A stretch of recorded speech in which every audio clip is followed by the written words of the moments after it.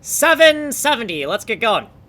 Okay, in the system index, we have inserted KLAYOUT between rule bomb and EG state, and PIGTILE between hard text and PIMP In the top level variables section, we have codified the miscellaneous pixel memory right here. This existed previously, but now we have added a little section around it, we've indented it, and we've actually added these monkey wrench macros in case, just to help us find this section easier.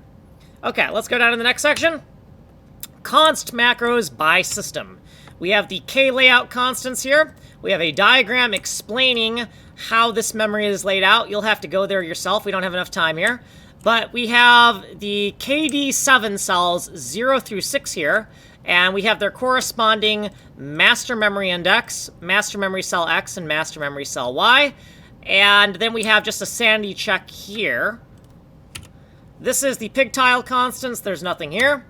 In data by system, we have the KLAYOUT data. We're going to take those constants and we're going to put them into lookup tables. So this is KD7 to MMX, and you can see the KD7 0 to 6 MMX, KD7 to MMY, KD7 0 to 6 MMY, KD7 to MMI, KD7 0 to 6 MMI. Then down here, we have a sanity check. You can read these variables, and what we're going to do is we're going to loop through every single KD7 index, get the index from the lookup table, and then also compute the index by using the X and Ys, and if those things don't match, we're throwing an error. Okay, next section.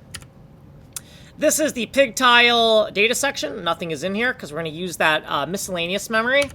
And then in KLAYOUT, we have a dependency enforcer. The order should be KLAYOUT, EG state, and then PIGTILE. And KLAYOUT is data only, so there should be no functions in here.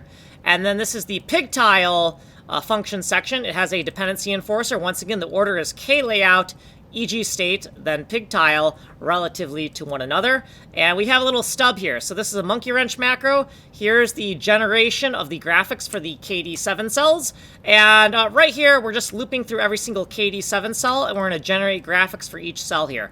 We are out of time. Like and subscribe, send money in the mail. I'm making a game engine from complete scratch. My name is Kanji Coder.